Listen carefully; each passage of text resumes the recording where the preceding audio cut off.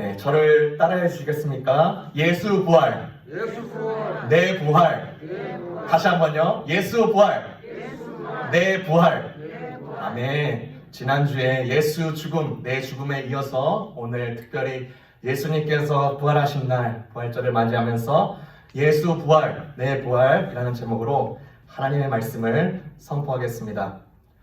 우리가 지난 시간에 십자가에서 처형당하시는 사람을 볼 수 있었습니다. 그곳에 예수님이 가셨는데요.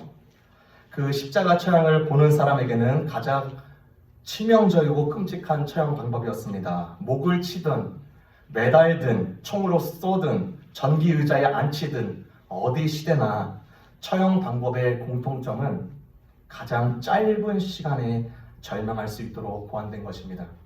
그런데 십자가 처형은요, 정반대였습니다. 절명하는데요, 아주 오래 걸리는 아주 치욕스럽고 치명적인 십자가 처형입니다. 그 지역에서 십자가를 세워서 처형에 당하시는 그 모습을 보게 하면서 어디서고 고개를 들면 보이는 높은 곳에서 발가벗겨져서 매달린 채 몸이 뒤틀려지면서 서서히 죽어가는 이 사형수의 모습을 보여주는 것입니다. 그러면서 식민지 백성들로 하여금 로마에 저항하면 어떤 대가를 치르게 되는지 몸서리 날 만큼 정확히 되새기는 장면을 보여주는 것입니다. 여러분 잘 알다시피 멜 깁슨 배우가 감독이자 이제 그 배우로서 활약한 패션 오브 크라이스트, 여러분 잘 아시죠? 예수님의 이야기를, 특별히 십자가의 이야기를 담아낸 영화인데요. 그 채찍질을 할 때 그 장면을 아주 훌륭하게 연출해냈습니다.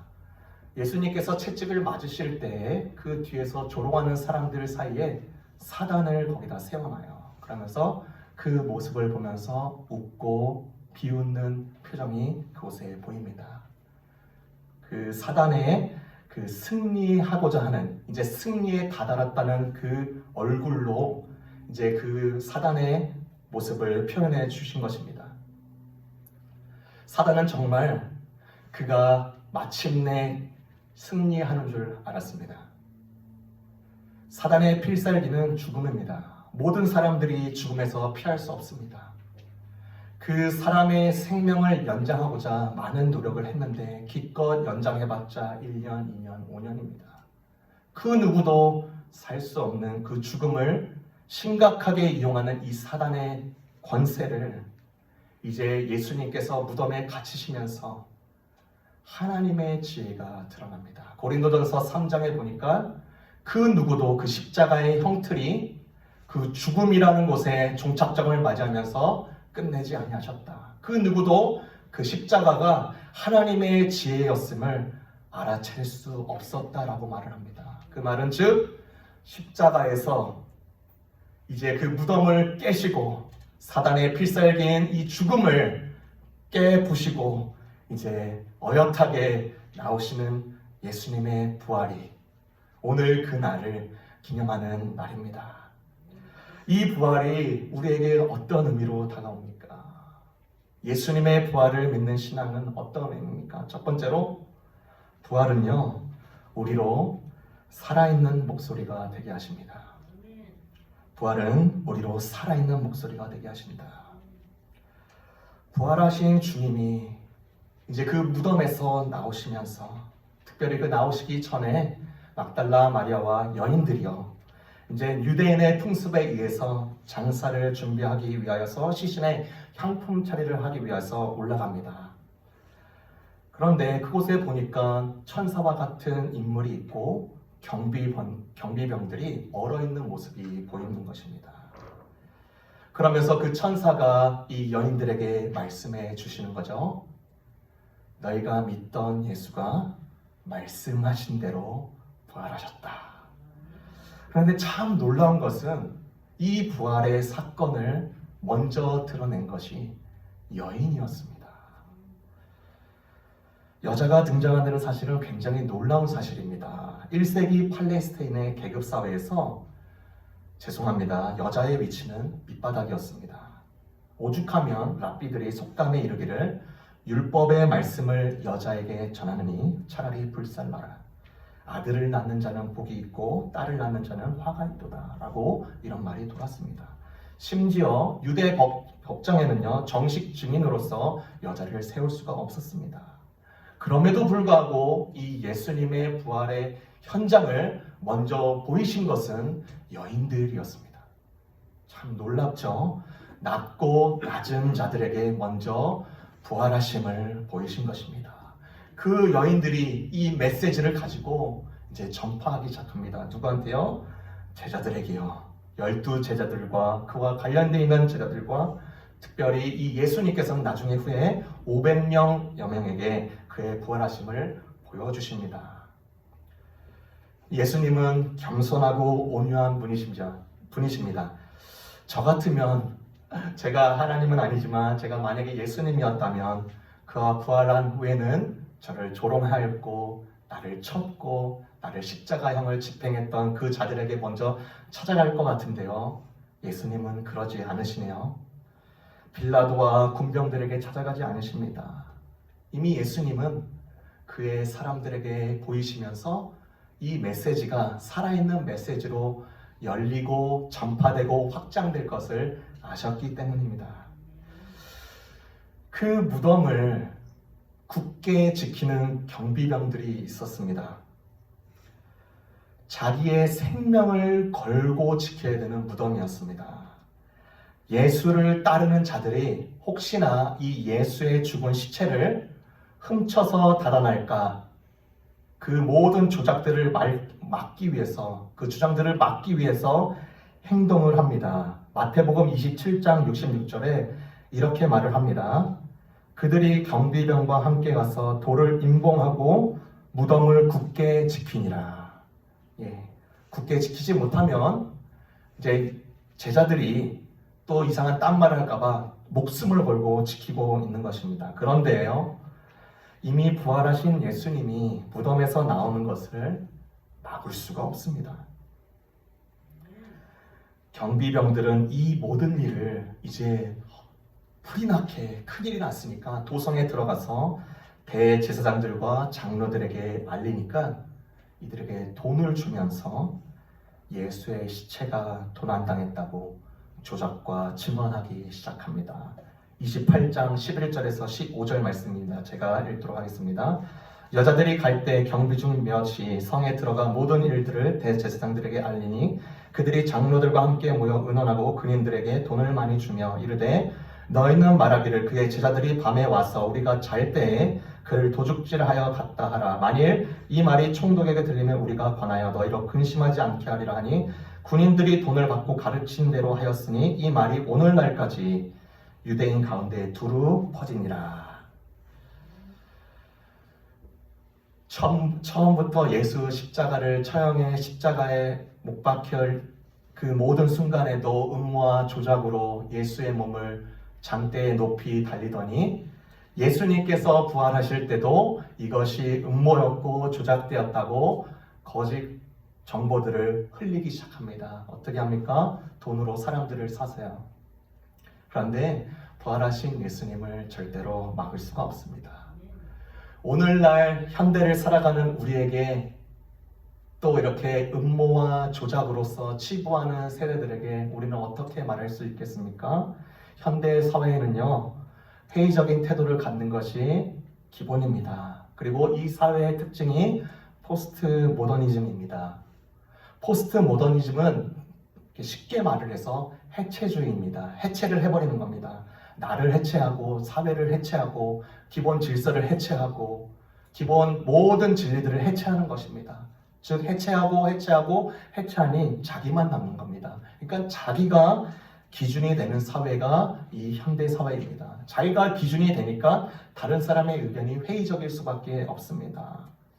여러분 잘 알고 있는 버틀러트 러셀, 대표적인 무신론자의 대표입니다. 그리고 리차드 도킨슨, 이분도 대표적인 무신론자입니다. 이들이 항상 말하는 것이 이겁니다. 하나님이 있다는 증거를 내보여라. 예수가 부활했다는 증거를 내보여라. 여러분 한번 생각해 보십시오. 기독교 변진학자들이랑 그리고 모든 신앙의 사람들이 오히려 이 질문을 가지고 역으로 질문을 할 수가 있습니다. 하나님이 없다는 증거를 내게 갖고 오십시오. 예수님이 부활하지 않으셨다는 증거를 내게 보십시오. 그럼 내가 믿겠습니다. 우리는 얼마든지 당당하게 예수 부활에 대해서 강력하게 말할 수가 있습니다. 심지어 오늘날에는 많은 사람들이 예수의 시체가 도난됐다. 그리고 심히 제자들은 그때 당시에 환각에 빠져서 헛것을 보았다라고 말을 합니다. 과연 그럴까요? 유신론자들이나 무신론자들이나 이신론자들이 모든 주장을 한 것, 이 예수 부활에 대한 모든 아티클과 논문들을 썼습니다. 1795년에 학자 하버머스라는 사람이 모든 언어로 되어 있는 영어와 프랑스어와 그 다음에 독일어와 모든 주류 유럽의 모든 논문 2200편의 논문을 가지고 이 예수 부활을 연구를 했습니다. 그 연구를 할 때는요, 믿는 자도 있었지만 믿지 않는 모든 무신론자 학자들도 있었습니다. 그런데 그들 모두가 공통적으로 5가지로 결론을 내버립니다. 첫 번째, 예수는 십자가에서 실제로 죽으셨다. 두 번째, 제자들이 그분이 부활하여 자기에게 나타나셨다고 믿었다. 세 번째, 교회를 박해하던 사울의 회심이 진실이다. 네 번째, 예수의 동생인 회의론자 야고보에게 나타나셔서 그의 회심하는 경험이 진짜이다. 다섯 번째, 예수의 무덤이 비어 있었다. 시카고 대학의 존 머레이 박사라는 이 분이요, 누가복음을 쓴 그리고 사도행전을 쓴 이 누가에 대해서 아주 놀라운 발견을 하였는데, 누가가 매우 용이 주도한 역사가라는 점이 자유 진영에 있건 보수 진영에 있건 할 것 없이 대대적으로 학자들 사이에 놀랍게 인정을 받고 있다는 사실입니다. 사도행전 3장에 나타나는 아빌레대의 분봉함 기록이 나와 있는 것을 가지고 지금까지요, 많은 사람들이 누가가 착각을 해서 잘못 기록했다, 그렇게 말을 했습니다. 그 사람이 없었다는 것이죠. 그런데 놀랍게도 AD 14년과 37년에 써있던 그 비문이요, 현대에 와서 발굴이 되었네요. 그 발굴에 된 내용이 보니까 누가가 언급한 내용과 일치된 것이 나타났습니다. 누가가 그 모든 성경을 기록하면서 언급한 32개의 나라, 54개의 도시, 9개 섬을 조사해 봤더니 단 하나의 착오도 없었더라. 이 연구 결과를 다 받아들였습니다. 그러면서 누가는 그렇게 말을 하죠. 예수의 부활이 여러 가지 확실한 증거로 분명하게 입증되었습니다. 라고 사도행전 1장 3절에 그렇게 말을 합니다. 여러분, 믿는 자니까요, 우리는 부활이 진짜냐 아니냐 이렇게 그런 사실에 대해서 중요함을 이렇게 많이 표하지 않습니다. 우리에게, 믿는 자에게 이 부활이란 어떻게 보면 나에게 그 부활이 나에게 무엇인가 라는 것에 더욱더 초점을 맞춰야 됩니다. 수천 년간 확실한 증거를 가지고 학계에서요, 사회에서요, 문화에서요, 나라와 나라에서 예수 부활에 대한 사실과 이 소식을 담대하게 전했습니다. 진실이고 진리였기 때문입니다. 살아있는 메시지로서 우리의 삶이, 저와 여러분이요, 계속 이 부활을 증거하고 믿고 있잖아요. 특별히 그 시대 때 죽음을 각오하면서 부활이 거짓이라면 그 거짓을 대변할 필요가 없었겠죠. 부활은 사실이었고, 그렇기 때문에 더욱 힘있게 여전히 2020년이 지난해도 계속 우리에게 진리로 다가오고 있는 것입니다. 이처럼 부활은 우리로 살아있는 목소리가 되게 하십니다. 내게 주어진 시간, 내게 주어진 장소, 내게 주어진 사람들, 내게 주어진 미션, 사랑의 마음을 품고 섬기고 부활하신 예수님의 삶을 내 삶으로 나타내고, 나는 이 땅에 왜 있는가? 하나님은 이 땅에서 내가 무엇 하기를 원하는가? 질문에 대해서 내 삶이 계속 예수 그리스도의 부활에 대한 살아있는 메시지로 살아가는 것입니다. 주님이 부활하셨고 이것을 받아들이는 자는 내 부활까지 확실하다는 것을 믿는 자입니다. 주가 부활하셨다는 것을 받아들이면 이미 전에 말씀하신 대로 이루셨다면 그가 전에 부활 전에 수없이 외쳐졌던 그분의 진리의 말씀이 우리가 신뢰를 가지고 받아들이기가 쉽고 당연한 것이 아니겠습니까? 그분은 하나님의 아들로 오셨습니다. 그분은 우리를 구원해 주셨습니다. 그분은 우리를 치유해 주십니다. 우리의 유일한 위로자가 되어 주십니다. 우리가 모를 때 길을 내주시는 분이십니다. 상대적인 진리가 아니라 절대적인 진리라고 알려주십니다. 영원하신 생명이라고 말씀해 주십니다. 유일한 길 되신 주님을 드러내시는 분이십니다. 영화 중에 해리슨 포드가 주연한 헨리 이야기라는 영화가 있습니다. 이 헨리 이야기는 실제 이야기를 영화로 만든 것입니다. 이 헨리라는 사람은 아주 탑 클래스에 있던 사람입니다. 변호사였는데요. 변호사 중에서도 그 0.1%, 3%에 드는 명성과 그 다음에 그만큼의 건수와 모든 그 일처리 능력 다 인정받은 사람입니다. 그러니까 그가 가진 것이 얼마나 많겠습니까? 돈이면 돈, 그가 누릴 수 있는 모든 혜택들, 명성들이 그의 발 아래에 다 있었습니다. 어느 때와 같이 똑같이 일을 하고 나서 집에 왔는데 자기가 피던 담배가 없는 것입니다. 그래서 편의점에 가는데요. 그곳에서 강도를 만납니다. 강도를 만나고 폭행을 당한 이후에 기억상실증에 걸립니다. 기억상실증에 걸린 자식이 자신을 보면서 기억상실증에 걸렸다는 것을 모르는 겁니다. 그런데 이제 주변의 사람들이 너는 이런 사람이었어. 그리고 와이프와 모든 친구들이 알려주는데요. 아, 내가 기억을 살아내야겠다. 내가 예전에 그 내 모습으로 찾아갈 수 있을까? 그러면서 자기가 변호했던 그 변호 기록들을 보면서 자기가 했던 일을 더듬어 역추적하기를 시작합니다. 그런데 보면서 그 기록들을 보면서 자기 자신이 무너져 내리는 것입니다.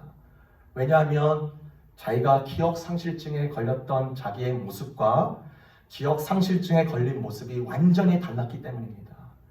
기억상실증에 걸리기 전의 모습은요, 자기가 그 모든 소송에 대해서 승소하기 위해서 거짓과 술수와 음모를 다 꾸며서 그 모든 소송에 대해서 이겼기 때문입니다. 단 한 번도 지질 않았습니다. 그런데 기억상실증에 걸려서 그 변호한 그 기록들을 보니까 그 거짓과 음모와 조작된 것이 자기 눈에 밟히는 것입니다. 자기의 심장을 뚫는 것입니다. 그러면서 그곳에서 완전히 무너내리면서 자기가 이 변호를 했던, 거짓 증언을 했던 모든 케이스의 모든 담당자들을 찾아가서 용서를 구하기 시작합니다. 어떻게 이렇게 돌변할 수 있겠습니까? 그가 죽었다가 살았기 때문입니다. 자기의 인생이 거짓으로 묻히는 것이 참 죽음으로 여겨졌기 때문에 그가 당당하게 아프지만 그 사람들에게 가가지고 용서를 구하는 장면이 영화에 나옵니다. 우리 역시 똑같습니다. 죄인으로 영원히 죽을 수밖에 없는 존재임에도 주님께서 십자가를 나를 위해서 내어주시고요. 그 사건을 받아들이는 자를 위하여서 또 부활하셨고, 주님께서 부활하신 것을 통하여서 내 부활이 너의 부활이다 라고 당당하게 먼저 첫 열매로 보여주신 것입니다. 베드로를 찾아가시네요. 베드로는 예수님을 3번이나 부인하셨는데 그럼에도 불구하고 부활하셔서 그의 실패를 덮는 참 부활의 증인으로서 베드로에게 가십니다. 이 베드로가 예수 부활이 내 부활임을 다시 한번 깨닫고 살아있는 메시지를 내기 시작합니다. 예수님께서 부활 후에 몇 주 만에 예루살렘의 도성으로 가서 당당하게 외칩니다. 하나님께서 이 예수 그리스도를 살리셨다. 하나님께서 이 예수 그리스도를 살리셨습니다. 이 예수 그리스도의 부활이 저와 여러분을 위한 부활입니다. 당당하게 외칩니다. 막을 수가 없습니다. 왜냐? 사실이니까요. 무덤이 부어있는 것을 보시면서 예수님께서 나타나셨기 때문입니다. 이 부활은 두 번째로 우리에게 어떤 의미로 다가옵니까? 부활로 하여금 영광스러운 재회가 보장됩니다. 다시요. 부활로 하여금 영광스러운 재회가 보장됩니다. 여러분, 이 말을 다시 표현하자면요. 부활하신 주님이 믿는 자들의 만남을 보장하신다는 말입니다. 믿는 자들이 나중에 다 같이 만날 것입니다. 릴랜드 스탠포드라는 사람이 있었습니다. 이 사람은요, 정치가였고 기업가였습니다. 아주 명성이 높은 사람이었고 1800년대 거부였고요. 또 국가를 위해서 헌신했던 사람입니다. 1884년에 3월 13일에 가족과 함께 이탈리아 플로렌스에서 여행 중에서 뜻밖의 일을 당합니다. 16살 아들이 그곳에서 장티푸스에 걸립니다. 이 병이 걷잡을 수 없을 만큼 뻗어나가면서 죽음에 이르게 됩니다. 그 아주 귀한 생명인 16살 어린 소년이 죽은 것이죠. 비통과 절망과 좌절 가운데 빠지면서 왜 이런 일을 내게 허락하셨습니까? 하나님께 따지기 시작합니다. 그 좌절 가운데 하나님께서 이런 위로의 메시지를 주는 겁니다. 하나님께서 부활할 때 아들을 만날 것이라는 강력한 믿음을 부어주십니다. 아들이 죽었을 때요, 이 릴랜드 스탠포드도 죽은 것입니다. 그런데 이 하나님의 메시지로 인해서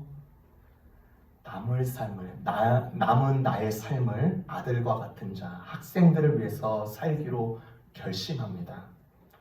캘리포니아로 돌아와서요, 학교를 세우고 거액의 금액을 기부하고 1892년부터 1920년까지 가정 형편이 어려운 모든 학생들에게 전액장학금을 모두 줍니다. 그 학교가 캘리포니아에 있는 스탠포드 대학교입니다. 이 학교 출신들이 학생들이 야후와 인스타그램, 테슬라 등 유수한 기업들을 세우는 인재로 세움받고요. 이 학교를 통해서 일자리가 540만 개나 열리게 됩니다. 이 아버지가 그곳에 죽었지만 아들을 다시 만날 것이라는 이 메시지로 하여금 삶을 삼은 내 아들을 만날 거고, 또 주변의 사람들을 그렇게 하나님의 메시지로 섬긴 모습이 인상적이었습니다. 주님의 부활은 이렇듯 우리 믿는 자들이 주님 앞에서 다 같이 만날 것이라는 것을 확증해 주는 것입니다. 혹시나 여러분 가정 가운데 미리 떠난 자녀들이나 부모님들이나 가족원들이 있으십니까? 여러분, 반드시 그 날 때 우리 주님과 함께 만날 것입니다. 주님과 하여금 영광스러운 재회가 보장된다. 이 말은 다른 말로요, 부활하신 주님은 우리를 만나 주실 것이라는 것입니다. 예전에 그 한국에서 많이 유행했던 TV 프로그램이 있는데요, 아주 오래된 것입니다. 이상가족 상봉하는 것입니다. 그 남한에 있는 가족과 북한에 있는 가족들이, 이제 가족원들이 서로 이렇게 만날 수 있도록 매칭해주는 프로그램인데요, 죽은 줄만 알았던 그 자들의 만남의 모습들이 얼마나 감격스럽고 놀라운지 그 모습이 우리 TV를 통해서 잘 나타냈습니다. 그런데 실제로 못 만난 케이스도 굉장히 많았습니다. 얼마나 허탈한 표정을 짓는지요. 그래서 지금 그 이상가족 상봉의 프로그램에 참여하는 사람들의 표정을 보니까 아주 기가 막힙니다. 반은 기대하고 있고요, 반은 이미 허탈한 모습을 띠고 있는 것입니다. 그런 표정을 제가 인생을 살면서 본 적이 없습니다. 기대하면 기대했지 어떻게 기대 반, 허무감 반으로 나뉠 수 있는가. 우리 주님은요, 성경대로 죽으셨고요, 그가 말씀하신 대로 살아나셨습니다. 그를 믿는 자는 반드시 영원히 죽지 않을 것이라고 말씀하셨습니다. 그 소망의 메시지에 따라서 우리는 그분의 얼굴을 너무나도 가까이서 뵐 것입니다. 기대감 반, 허탈감 반의 모습이 아닙니다. fully 소망하면서 기다리면서, 아, 예수님, 내가 기다렸던 예수님이 당신이셨군요. 내가 지금 2022년 동안에 말로만 들었고 성경으로 하나님 봤던 그 예수님이 당신이셨군요. 당당하게 우리가 기뻐하며 맞을 수 있는 것입니다. 어떻게요? 예수님이 부활하셨기 때문입니다. 그 부활이 우리의 부활이요. 그 부활이 앞으로 우리가 만날 우리 예수님과의 재회를 예비해 주신 것입니다. 예수님께서 우리가 다시 만날 때는 어린 양의 모습이 아닙니다. 유다의 사자의 모습으로 오십니다. 우리가 말로 듣고 믿었던 외쳤던 그 예수를 직접 보는데 그의 명패에는 뭐라고 써있냐? 모든 왕들의 왕이요 주들의 주이십니다. The Lord of Lords, The King of Kings, 이 네임을 가지고 우리가 당당하게 볼 것이고 예수님을 찬양할 것입니다. 죽임당하신 어린 양, 모든 부와 지혜와 권세와 영광과 찬송과 모든 영광이 주님께 있습니다. 우리가 그렇게 고백할 것입니다. 왜요? 요한복음 11장 21절에서 26절에 그렇게 말하고 있습니다. 예수님께서 말씀하시되 나는 부활이요 생명이니 나를 믿는 자는 죽어도 살겠고 무릇 살아서 나를 믿는 자는 영원히 죽지 않으리니 이것을 내가 믿느냐. 부활하신 주님이 저와 여러분의 주님입니다. 그러므로 부활의 첫 열매가 되신 주님, 우리도 주 안에서 부활을 입고 만날 것입니다. 이 세상에서 우리의 삶이 주님의 살아있는 메시지가 되어서요, 주님의 나라를 더욱더 흥황하게 하고 견고케 할 것입니다. 그분만이 오직 우리의 소망이고 부활이시기 때문입니다. 기도하겠습니다.